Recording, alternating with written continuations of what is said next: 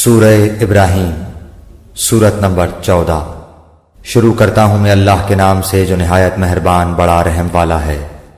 الف لام را، یہ عالیشان کتاب ہم نے آپ کی طرف اتاری ہے کہ آپ لوگوں کو اندھیروں سے اجالے کی طرف لائیں، ان کے پروردگار کے حکم سے زبردست اور تعریفوں والے اللہ کی طرف، جس اللہ کا ہے جو کچھ آسمانوں اور زمین میں ہے، اور کافروں کے لیے تو سخت عذاب کی خرابی ہے، جو آخرت کے مقابلے میں دنیاوی زندگی کو پسند رکھتے ہیں اور اللہ کی راہ سے روکتے ہیں اور اس میں ٹیڑھ پن پیدا کرنا چاہتے ہیں، یہی لوگ پرلے درجے کی گمراہی میں ہیں۔ ہم نے ہر نبی کو اس کی قومی زبان میں ہی بھیجا ہے تاکہ ان کے سامنے وضاحت سے بیان کر دے۔ اب اللہ جسے چاہے گمراہ کر دے اور جسے چاہے راہ دکھا دے، وہ غلبہ اور حکمت والا ہے۔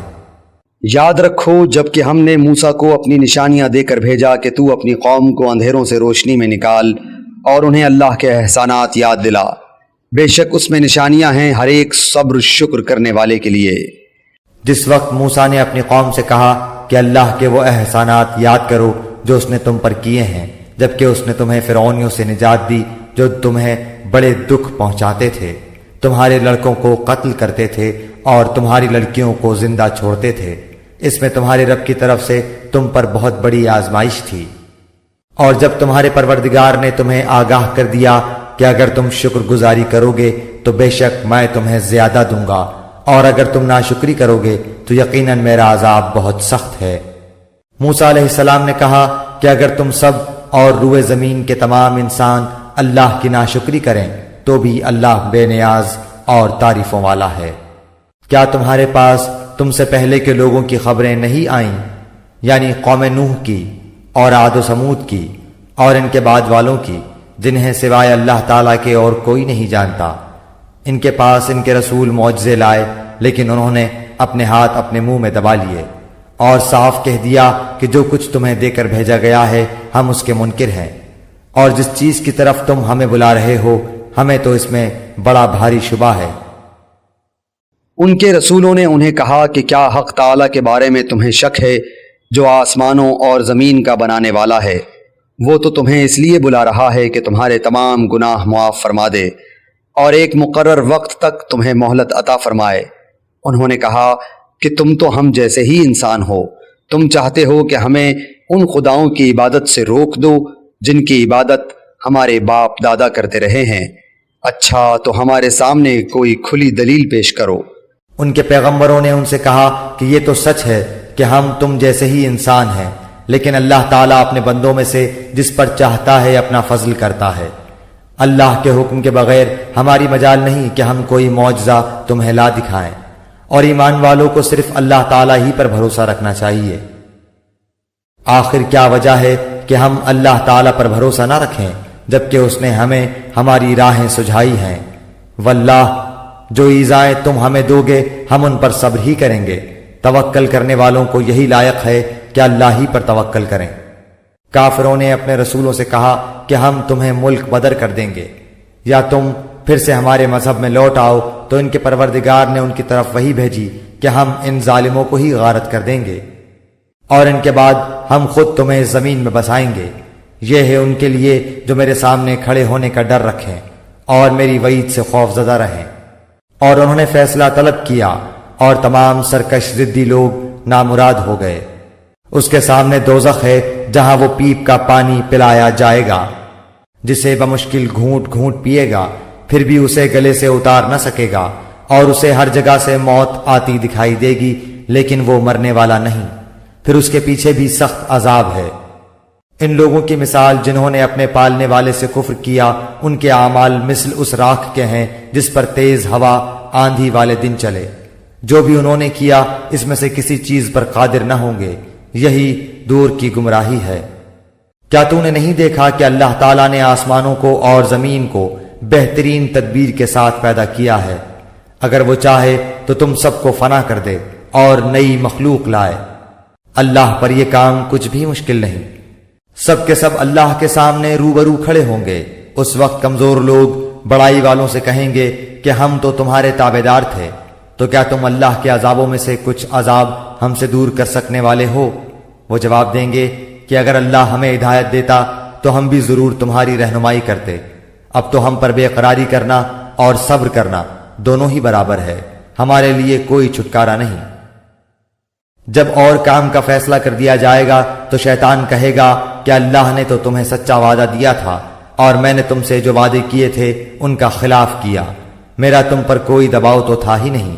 ہاں میں نے تمہیں پکارا اور تم نے میری مان لی، پس تم مجھے الزام نہ لگاؤ بلکہ خود اپنے آپ کو ملامت کرو۔ نہ میں تمہارا فریاد رس اور نہ تم میری فریاد کو پہنچنے والے۔ میں تو سرے سے مانتا ہی نہیں کہ تم مجھے اس سے پہلے اللہ کے شریک مانتے رہے۔ یقیناً ظالموں کے لیے دردناک عذاب ہے۔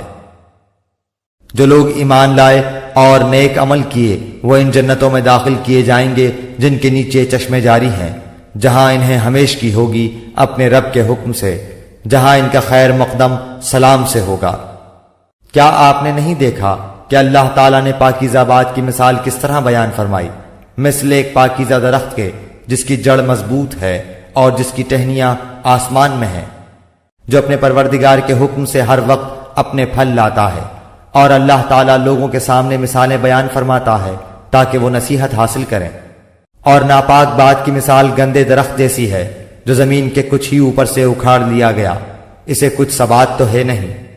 ایمان والوں کو اللہ تعالیٰ پکی بات کے ساتھ مضبوط رکھتا ہے، دنیا کی زندگی میں بھی اور آخرت میں بھی۔ ہاں ناانصاف لوگوں کو اللہ بہکا دیتا ہے اور اللہ جو چاہے کر گزرے۔ کیا آپ نے ان کی طرف نظر نہیں ڈالی جنہوں نے اللہ کی نعمت کے بدلے ناشکری کی اور اپنی قوم کو ہلاکت کے گھر میں لا اتارا، یعنی دوزخ میں، جس میں یہ سب جائیں گے جو بدترین ٹھکانہ ہے۔ انہوں نے اللہ کے ہمسر بنا لیے کہ لوگوں کو اللہ کی راہ سے بہکائیں۔ آپ کہہ دیجئے کہ خیر مزے کر لو، تمہاری باز گشت تو آخر جہنم ہی ہے۔ میرے ایمان والے بندوں سے کہہ دیجئے کہ نمازوں کو قائم رکھیں اور جو کچھ ہم نے انہیں دے رکھا ہے اس میں سے کچھ نہ کچھ پوشیدہ اور ظاہر خرچ کرتے رہیں، اس سے پہلے کہ وہ دن آ جائے جس میں نہ خرید و فروخت ہوگی نہ دوستی اور محبت۔ اللہ وہ ہے جس نے آسمانوں اور زمین کو پیدا کیا ہے اور آسمانوں سے بارش برسا کر اس کے ذریعے سے تمہاری روزی کے لیے پھل نکالے ہیں، اور کشتیوں کو تمہارے بس میں کر دیا ہے کہ دریاؤں میں اس کے حکم سے چلیں پھریں۔ اسی نے ندیاں اور نہریں تمہارے اختیار میں کر دی ہیں۔ اسی نے تمہارے لیے سورج چاند کو مسخر کر دیا ہے کہ برابر ہی چل رہے ہیں، اور رات دن کو بھی تمہارے کام میں لگا رکھا ہے۔ اسی نے تمہیں تمہاری منہ مانگی کل چیزوں میں سے دے رکھا ہے۔ اگر تم اللہ کے احسان گننا چاہو تو انہیں پورے گن بھی نہیں سکتے۔ یقیناً انسان بڑا ہی بے انصاف اور ناشکرا ہے۔ ابراہیم کی یہ دعا بھی یاد کرو جب انہوں نے کہا، اے میرے پروردگار، اس شہر کو امن والا بنا دے اور مجھے اور میری اولاد کو بت پرستی سے پناہ دے۔ اے میرے پالنے والے معبود، انہوں نے بہت سے لوگوں کو راہ سے بھٹکا دیا ہے، پس میری تابعداری کرنے والا میرا ہے، اور جو میری نافرمانی کرے تو تو بہت ہی معاف اور کرم کرنے والا ہے۔ اے ہمارے پروردگار، میں نے اپنی کچھ اولاد اس بے کھیتی کی وادی میں تیرے حرمت والے گھر کے پاس بسائی ہے۔ اے ہمارے پروردگار، یہ اس لیے کہ وہ نماز قائم رکھیں، پس تو کچھ لوگوں کے دلوں کو ان کے طرف مائل کر دے اور انہیں پھلوں کی روزیاں عنایت فرما تاکہ یہ شکر گزاری کریں۔ اے ہمارے پروردگار، تو خوب جانتا ہے جو ہم چھپائیں اور جو ظاہر کریں، زمین و آسمان کی کوئی چیز اللہ پر پوشیدہ نہیں۔ اللہ کا شکر ہے جس نے مجھے اس بڑھاپے میں اسماعیل و اسحاق علیہ السلام عطا فرمائے۔ کچھ شک نہیں کہ میرا پالن ہار اللہ دعاؤں کا سننے والا ہے۔ اے میرے پالنے والے، مجھے نماز کا پابند رکھ اور میری اولاد سے بھی۔ اے ہمارے رب، میری دعا قبول فرما۔ اے ہمارے پروردگار، مجھے بخش دے اور میرے ماں باپ کو بھی بخش دے اور دیگر مومنوں کو بھی جس دن حساب ہونے لگے۔ ناانصافوں کے اعمال سے اللہ کو غافل نہ سمجھ، وہ تو انہیں اس دن تک مہلت دیے ہوئے ہے جس دن آنکھیں پھٹی کی پھٹی رہ جائیں گی، اور وہ اپنے سر اوپر اٹھائے دوڑ بھاگ کر رہے ہوں گے۔ خود اپنی طرف بھی ان کی نگاہیں نہ لوٹیں گی اور ان کے دل خالی اور اڑے ہوئے ہوں گے۔ لوگوں کو اس دن سے ہوشیار کر دے جبکہ ان کے پاس عذاب آ جائے گا، اور ظالم کہیں گے کہ اے ہمارے رب ہمیں بہت تھوڑے قریب کے وقت تک کی ہی مہلت دے کہ ہم تیری تبلیغ مان لیں اور تیرے پیغمبروں کی تابعداری میں لگ جائیں۔ کیا تم اس سے پہلے بھی قسمیں نہیں کھا رہے تھے کہ تمہارے لیے دنیا سے ٹلنا ہی نہیں؟ اور کیا تم ان لوگوں کے لیے گھروں میں رہتے سہتے نہ تھے جنہوں نے اپنی جانوں پر ظلم کیا؟ اور کیا تم پر وہ معاملہ کھلا نہیں کہ ہم نے ان کے ساتھ کیسا کچھ کیا؟ ہم نے تو تمہارے سمجھانے کو بہت سی مثالیں بیان کر دی تھیں۔ یہ اپنی اپنی چالیں چل رہے ہیں اور اللہ کو ان کی تمام چالوں کا علم ہے، اور ان کی چالیں ایسی نہ تھیں کہ ان سے پہاڑ اپنی جگہ سے ٹل جائیں۔ آپ ہرگز یہ خیال نہ کریں کہ اللہ اپنے نبیوں سے وعدہ خلافی کرے گا۔ اللہ بڑا ہی غالب اور بدلہ لینے والا ہے۔ جس دن زمین اس زمین کے سوا اور ہی بدل دی جائے گی اور آسمان بھی، اور سب کے سب اللہ واحد غلبے والے کے روبرو ہوں گے۔ آپ اس دن گناہ گاروں کو دیکھیں گے کہ زنجیروں میں ملے جلے ایک جگہ جکڑے ہوئے ہوں گے۔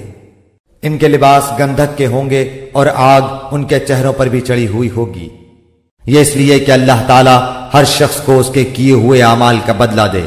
بے شک اللہ تعالیٰ کو حساب لیتے کچھ دیر نہیں لگنے کی۔ یہ قرآن تمام لوگوں کے لیے اطلاع نامہ ہے کہ اس کے ذریعے سے وہ ہوشیار کر دیے جائیں اور بخوبی معلوم کر لیں کہ اللہ ایک ہی معبود ہے، اور تاکہ عقل مند لوگ سوچ سمجھ لیں۔